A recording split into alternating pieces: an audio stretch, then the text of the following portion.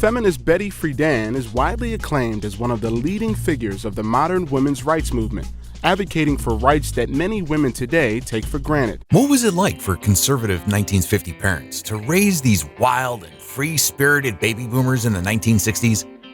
This video is especially designed to experience the generation of the 60s. Don't miss out.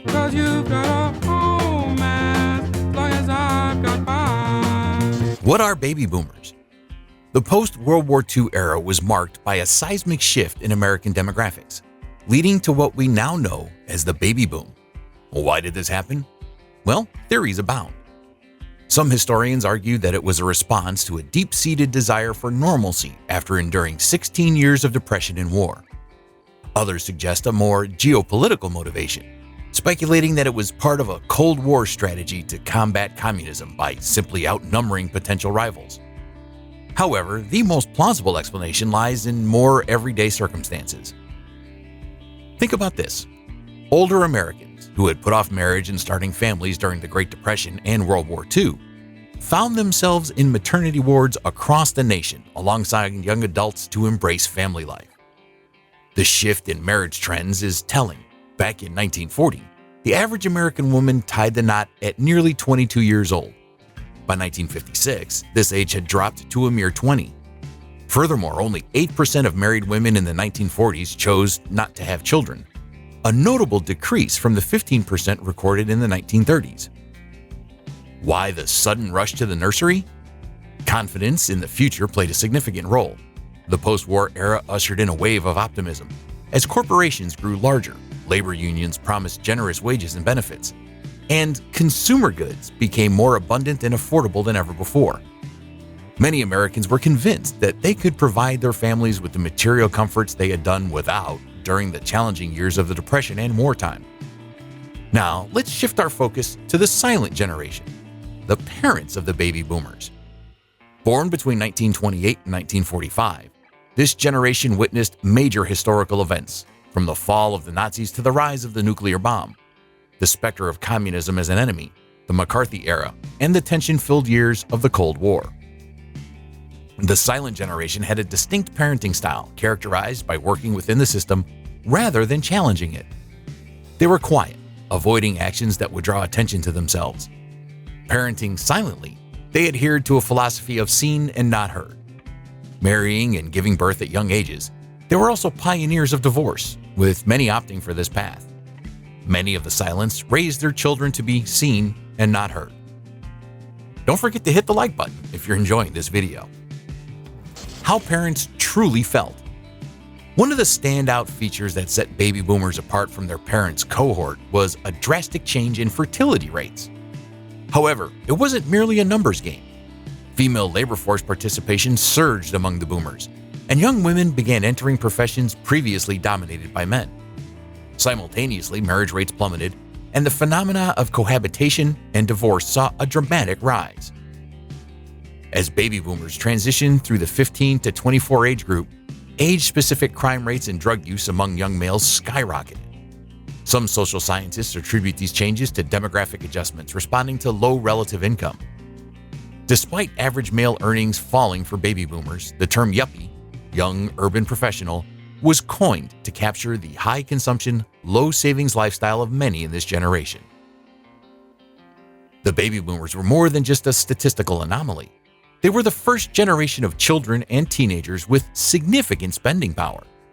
This, coupled with their sheer numbers, fueled the growth of massive marketing campaigns and the introduction of new products tailored to their evolving needs. Terms like pop group and hippie emerged, reflecting the boomers' current stage in the life cycle. Fashion mirrored the boomers' journey, from the iconic miniskirts and bell-bottoms to the introduction of relaxed-fit jeans. Even unconventional trends gained popularity, like the nation-embracing army surplus clothing, with some attributing the spread of drug use to the heavy participation of boomers in the Vietnam War, where, at its peak during the 1968 to 1970 period, 31% of boomer males 20 to 21 years old were serving in the military. The impact extended to education as well. Overcrowded schools prompted the introduction of porta-cabin classrooms and half-day sessions during the boomers' youth. As boomers matured and sought to balance career and parenthood, the daycare industry emerged to accommodate their needs. Perhaps most significantly, the country's identity seemed intertwined with the boomers, from the vibrant youth culture of the 1960s and 1970s to the graying of America in the early 21st century. This generation left an indelible mark on the cultural landscape. Even the evolution of the automobile industry reflects the life cycle impact of the boomers. Station wagons, once in vogue in the 1950s to cater to the needs of boomers' parents, transformed into minivans for yuppie boomers in their 30s and 40s. Later, they evolved into sport utility vehicles for boomers becoming empty nesters, experiencing a midlife crisis. The next stage in this progression anticipates cars and vans equipped with devices for the disabled, reflecting the aging baby boomer population. Moving to the suburbs. As World War II came to an end, a new phenomenon began to unfold: the suburban boom. Pioneering developers such as William Levitt envisioned a transformation of the outskirts of cities into thriving residential areas. Levitt's Levittstown in New York, New Jersey, and Pennsylvania would go on to become iconic symbols of suburban life in the 1950s. The key to this transformation lay in mass production techniques applied to construct models and affordable tract houses. The GI Bill played a pivotal role by subsidizing low-cost mortgages for returning soldiers. This financial boost made it often more economical to buy a suburban house than to rent an apartment in the city. These suburban homes were tailor-made for the burgeoning young families of the baby boom era. Featuring informal family rooms, open floor plans, and spacious backyards, they quickly earned endearing nicknames like Fertility Valley and the Rabbit Hutch. The suburbs became a haven for a generation eager to embrace the comforts of family life. By 1960, suburban baby boomers and their parents comprised a staggering 1/3 of the entire population of the United States. The baby boom and the feminine mystique. As the suburban landscape flourished with baby boom families, a parallel universe unfolded, one that significantly impacted women and their roles within the household. In the wake of the suburban boom, a wave of advice books and magazine articles flooded the market, each echoing a similar sentiment: women should step away from the workforce and fully embrace their roles as wives and mothers. Headlines like "Don't be afraid to marry young," "Cooking to me is poetry," and "Femininity begins at home" became rallying cries for a generation eager to adhere to traditional gender roles. While the notion that a woman's primary duty was to bear and rear children wasn't a novel concept, its resurgence in the post-war era placed the baby boomers at the epicenter of the suburban universe. The idyllic image of a nuclear family, complete with a devoted housewife and a working husband, became the aspirational norm. However, this idealized picture of suburban domesticity concealed a layer of discontent. Many women found themselves yearning for a more fulfilling life beyond the confines of their traditional roles. In 1963, women's rights advocate Betty Friedan laid bare this discontent in her groundbreaking book, The Feminine Mystique, where she argued that the suburbs were, metaphorically, burying women alive. Friedan's words resonated with women across the nation who felt stifled by societal expectations. The dissatisfaction brewing in the hearts of many suburban women became a catalyst for change, contributing to the rebirth of the feminist movement in the 1960s. The boomer market. In the vibrant post-war economy, consumer goods became central to middle-class life, with adults enthusiastically participating in the consumer economy. The era saw the rise of newfangled credit cards and charge accounts, facilitating the purchase of coveted items like televisions, hi-fi systems, and shiny new cars. However, the focus of manufacturers and marketers extended beyond the adult demographic. Enter the millions of relatively affluent boomer children, poised to become a significant force in shaping consumer trends. Marketers recognized the potential of this burgeoning market and strategically tapped into the desires of boomer children, enticing them with a plethora of consumer crazes. From mouse ear hats worn while watching the Mickey Mouse Club to coonskin caps during Walt Disney's TV specials about Davy Crockett, baby boomers were not just consumers, but trendsetters in their own right. The soundtrack of the boomer generation was composed of rock and roll records, with dance moves perfected while grooving to the tunes of American Bandstand and collective swooning over the king of rock and roll, Elvis Presley. The boomers amassed collections of hula hoops, frisbees, and Barbie dolls, turning these items into cultural phenomena. A 1958 Life magazine story boldly declared that kids were a built-in recession cure. The headline proudly proclaimed $4 million a year make millions in business, highlighting the economic impact of the boomer market. Besides fueling economic growth, boomer kids also shaped popular culture. The Boomer Counterculture. As the baby boomers matured, a segment of this generation rebelled against the prevailing consumerist and suburban ethos that had shaped their early years. Instead of conforming to societal expectations, they turned their attention to fighting for social, economic, and political equality and justice for various marginalized groups. African Americans, young people, women, gays and lesbians, American Indians, and Hispanics became focal points for their activism. College campuses became hotbeds of dissent, with student activists taking the lead in organizing massive demonstrations against the Vietnam War. The streets transformed into arenas of protest as young people occupied public spaces to voice their discontent. The 1960s witnessed a wave of uprisings that reverberated from Newark to Los Angeles as baby boomers actively engaged in challenging the status quo. On the flip side, another faction of baby boomers chose to disengage from mainstream political life. Embracing the counterculture movement, these individuals, often referred to as hippies, rejected societal norms. They let their hair grow long, experimented with mind-altering substances, and, thanks to the newly accessible birth control pill, embraced in the concept of free love. Some took their rejection of mainstream values even further by relocating to communes, seeking a lifestyle as far removed from the suburban conformity of places like Levittown as possible. Baby boomers today. Fast forward to the present day, and the baby boomers find themselves navigating the challenges of aging. As the years have passed, the boomer generation has become a significant demographic within the senior population of the United States. Projections suggest that by the year 2030, approximately 1 in 5 Americans will be 65 or older, marking a profound shift in the age distribution of the nation. With this demographic shift comes a set of challenges, particularly concerning the strain it may place on social welfare systems. The 1950s. What caused the baby boom? The baby boom of the 1950s remains a fascinating phenomenon, and its roots delve deep into the complex interplay of economic, social, and psychological factors. Scholars and societal scientists have grappled with understanding what fueled this demographic surge that defined an era. Contrary to the common perception of a substantial increase in family size, the baby boom primarily resulted from a notable shift in the choices of women regarding childbirth. Notably, there was a sharp decline in the proportion of women opting to remain childless, a trend noted by researcher Westoff. For many older women, the post-Depression and post-World War II period marked the culmination of postponed births. The immediate spike in births during 1946 to 1947 is attributed to those delayed pregnancies associated with the return of troops. However, it wasn't just older women contributing to the baby boom.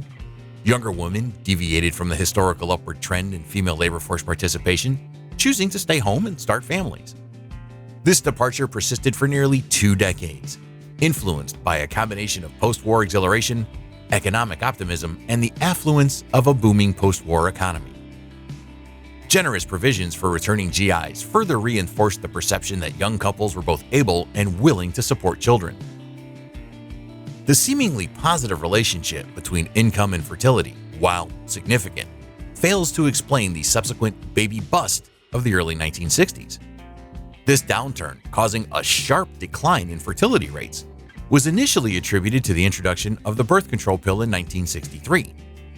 However, contemporary understanding acknowledges that the pill merely facilitated a trend that originated in the late 1950s.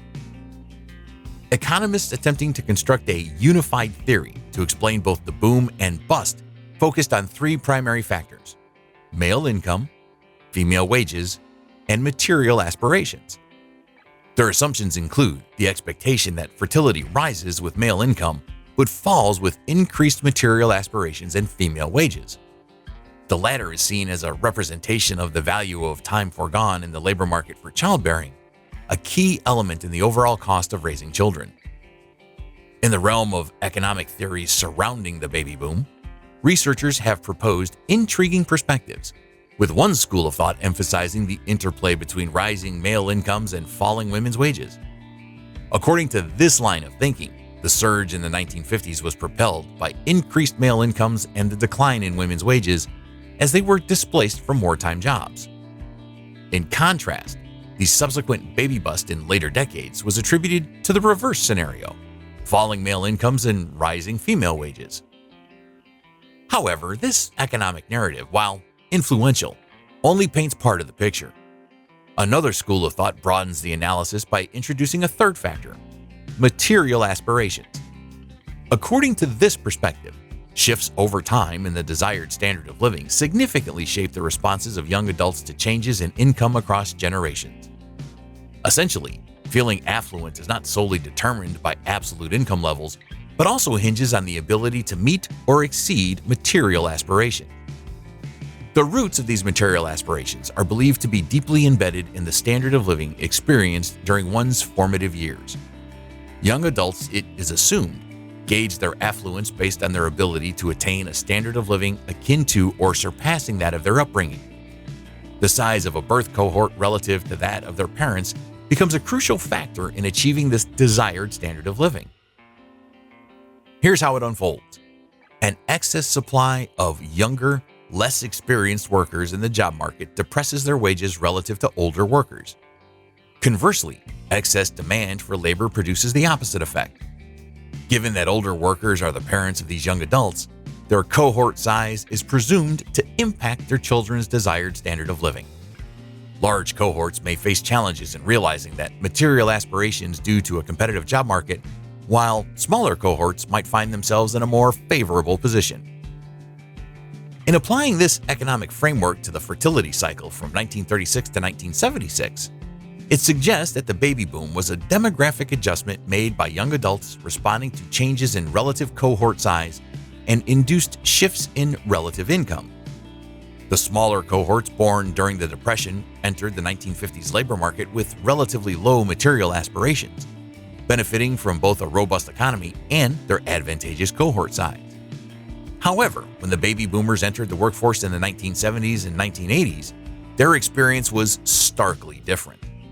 Despite high material aspirations inherited from their parents, their large cohort size led to lower earnings relative to those expectations.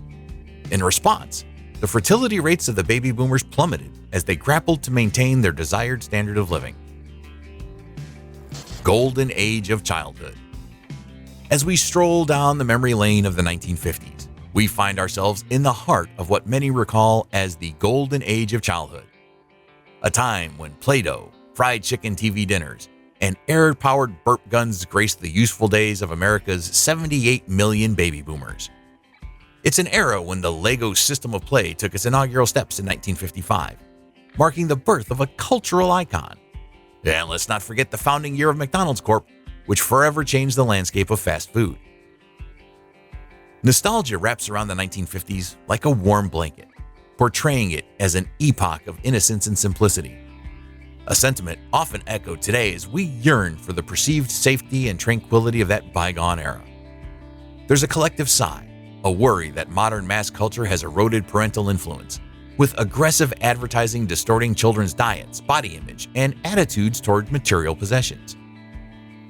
However, as we perch 50s culture on a pedestal, it's crucial to recognize the seismic shifts that were set in motion during those very years.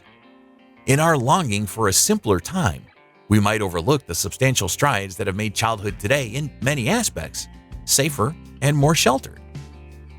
Take, for instance, the commercialization of childhood, a phenomenon that has become increasingly prevalent in recent times. Surprisingly, its roots trace back to the 1950s. The Davy Crockett coonskin cap, a baby boomer craze introduced in 1955, was a watershed moment, unveiling the immense commercial potential of directly marketing to children. Products like Matchbox Cars 1953, Trick Cereal 1954, Mad Magazine transforming from a comic book to a magazine in 1955, and the iconic Barbie 1959 demonstrated that children could be targeted as consumers independent of their parents. Television emerged as the ideal medium for this newfound approach to child marketing. ABC's Disneyland launched in 1954, and the Mickey Mouse Club in the following year pioneered children's television shows. Disneyland was a precursor to modern infomercials, a program-length advertisement for Walt Disney's soon-to-open theme park. Shows like Captain Kangaroo, debuting on CBS in 1955, contributed to the rise of a self-contained childhood world, distinctly separate from the adult realm. In the rearview mirror of nostalgia, the 1950s often appear as a serene and idyllic time for raising children. Yet, as we wipe away the sepia-toned haze, a different picture emerges. The end of the decade was marked by challenges that may surprise those who idealize this era. Contrary to the perception of a safer and more ordered society, the infant and child mortality rate at the close of the 1950s was 4 times higher than today. The shadow of polio loomed large, claiming the lives of 3,000 children annually until the breakthrough Salk vaccine in 1955. Economic disparities were stark, with 2/3 of black children and over 1/5 of their white counterparts living in poverty in 1955. By 2003, while significant progress had been made, 34% of African American children and 14% of white children still faced poverty. The Supreme Court's landmark 1954 ruling against school segregation didn't lead to immediate integration, as only 1% of black children in the South attended integrated schools by 1960. Furthermore, children with disabilities faced denial of public schooling, and 40% dropped out before completing high school. The anxieties that grip parents today, concerns about youth violence, children's academic achievement, and safety were not absent in the 1950s. Congressional hearings in 1955 explored the link between television and children's violence, while concerns about comic books' corrupting effects led to legislative scrutiny. Nearly 200 bills were considered to combat what was perceived as a juvenile delinquency epidemic. The bestseller, Why Johnny Can't Read in 1955, declared a loss of 3,500 years of civilization due to perceived shortcomings in schools and teachers. Moreover, the specter of child abuse and exploitation was not confined to contemporary challenges. Vladimir Nabokov's 1955 novel Lolita pushed social boundaries with its disturbing portrayal of a middle-aged man's involvement with a 12-year-old girl, challenging taboos and the eroticization of pre- and pubescent girls. While today's parents navigate new challenges like work pressures and changing family structures, it's crucial to acknowledge that the so-called golden age of the 1950s was not immune to real and pressing issues. In celebrating progress made in child welfare since then, we must recognize that the past, too, had its share of complexities. As we peer into the future, who's to say whether it will be the platinum age of childhood? Only time will tell. Expected life in 1960s. The 1960s, a decade often depicted as a turning point in history, unfolded as a tapestry of social, political, and cultural upheavals. This period of profound transformation challenged the status quo, setting the stage for a revolution of ideas that would echo through the years. The Civil Rights Movement, a beacon of change, illuminated the path toward equality and justice. Simultaneously, the counterculture of the 60s ushered in an era of rebellion against conventional norms, giving rise to a vibrant energy seeking to reshape society. Against the backdrop of the Vietnam War's escalation and the space race, the 60s became a crucible of both triumphs and tragedies. This dynamic period witnessed the evolution of rock and roll, the rise of television as a cultural force, and the explosion of pop art. Technological advancements brought excitement and anxiety, altering the way people lived and communicated. The second wave of feminism took root, advocating for women's rights and equality, while youth culture claimed center stage with its fervent desire for societal change. Amidst the turbulence, the 1960s was a political roller coaster, with Cold War tensions reaching a boiling point.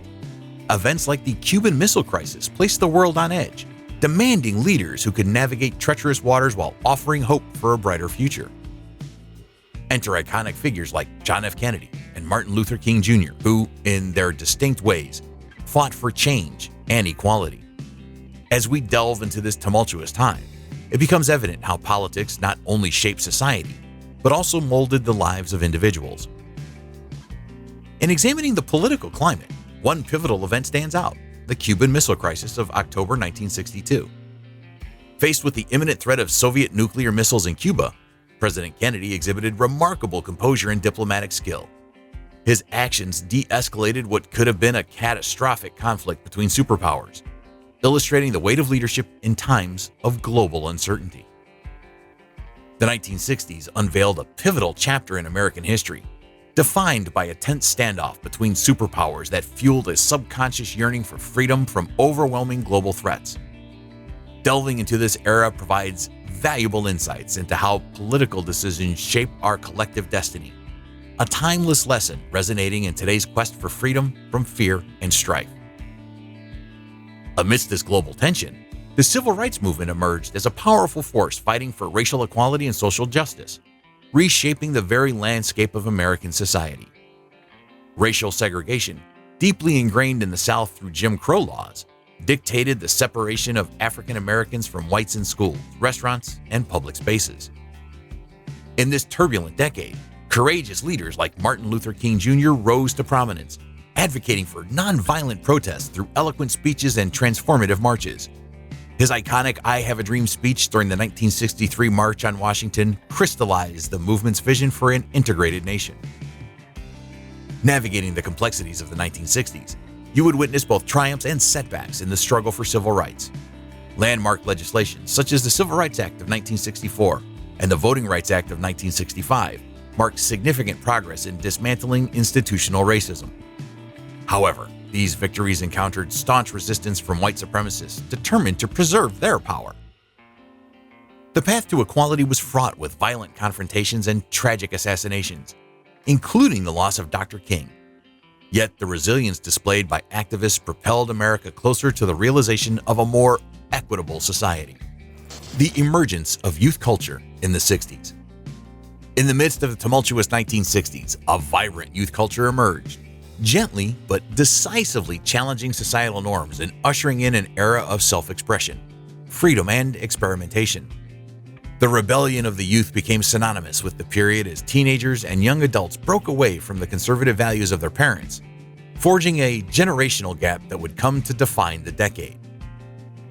At the heart of this cultural revolution was the rise of rock and roll music, epitomized by iconic bands like the Beatles and the Rolling Stones. This musical movement provided fertile ground for young people to question authority, explore alternative lifestyles, and challenge the established status quo. The liberating beats of this new music resonated through the hearts of the youth, inspiring them to express their newfound sense of freedom through various mediums, including fashion, art, literature, and film. Youngsters of the 1960s adorned themselves in colorful clothing inspired by Eastern traditions or embraced countercultural styles synonymous with the hippie movement. They delved into the works of authors like Ken Casey and Jack Kerouac, who encouraged them to seek new experiences beyond the boundaries of tradition. Cinema played a pivotal role in shaping youth culture, with films like Easy Rider capturing the spirit of rebellion and sparking curiosity about alternative ways of living. Consequently, the 1960s witnessed an exponential increase in experimentation with drugs, the embrace of free love ideals, and the exploration of communal living arrangements. These elements collectively contributed to a broader cultural shift, with an emphasis on embracing individuality over conformity. The rise of rock and roll and the British invasion.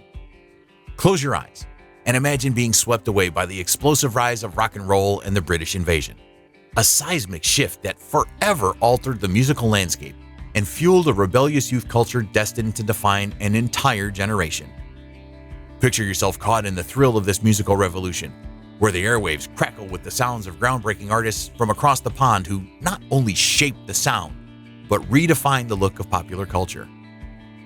British fashion becomes the very embodiment of youthful rebellion, with mod styles such as miniskirts, bold patterns, and slim-fitting suits taking center stage. As iconic concerts unfold on the global stage, legendary performances like those at Shea Stadium and Candlestick Park showcase bands such as the Beatles, Rolling Stones, and The Who. The television screen becomes a portal to a new world as programs like The Ed Sullivan Show introduce these fresh-faced stars to millions of American viewers, etching their names into the annals of household fame. Yet, as you delve deeper into the cultural zeitgeist of this era, you realize that rock and roll was more than just catchy tunes. It was a force for change. This new wave of musicians harnessed their passion for freedom and self-expression to challenge societal norms. They pushed boundaries in their lyrics and performances, becoming beacons of inspiration for countless others eager to do the same. The 1960s stand as a testament to a time when young people not only found their voices, but amplified them on issues ranging from civil rights to women's liberation. All of this was underpinned by the electrifying soundtrack provided by these pioneering artists. So, strap on your dancing shoes, throw caution to the wind, and let yourself be swept up in this unforgettable moment in history. One defined by leather jackets, mop-top haircuts, and British fashion icons on Carnaby Street. It's a moment fueled by an insatiable desire for freedom that still resonates and reverberates through the corridors of time. The counterculture movement and the hippie lifestyle. Take a leap into the counterculture movement and the vibrant hippie lifestyle, where peace, love, and freedom became not just ideals, but guiding principles for a generation determined to redefine societal norms and challenge conventional values. The 1960s were a cauldron of cultural change, with young people at the forefront, embracing new ideas and experimenting with alternative lifestyles. The term flower power, coined by the American poet Allen Ginsberg in 1965, encapsulated the nonviolent ideology of passive resistance central to the counterculture movement. Commune living became a symbol of unity, where like-minded individuals could create utopian societies based on shared cooperation, sustainability, and self-sufficiency. The hippie subculture emerged as a spirited reaction against consumerism, social conformity, war, and perceived moral hypocrisy. This vibrant community valued creativity, spiritual exploration through psychedelics like LSD or marijuana use, and environmental awareness, setting the stage for later initiatives like Earth Day. Their commitment to free love, unbound by traditional relationships or monogamous commitments, reflected a deep desire for genuine autonomy over their lives. Music festivals, exemplified by the iconic Woodstock, came to symbolize the idealistic spirit. Thousands gathered peacefully, transcending race borders and class divisions, promoting harmony among all people on Earth. These transformative events fueled widespread optimism and hope during turbulent times, when society grappled with uncertainty about its future path toward progress, equality, justice, and unity. The power of music and art to unite people served as a beacon of light, guiding society through its darkest moments and inspiring individuals to fight for a better, more inclusive world. Can you tell me what you think about this nostalgic journey that I have taken? Thanks for joining me on this fascinating journey through the clash of generations.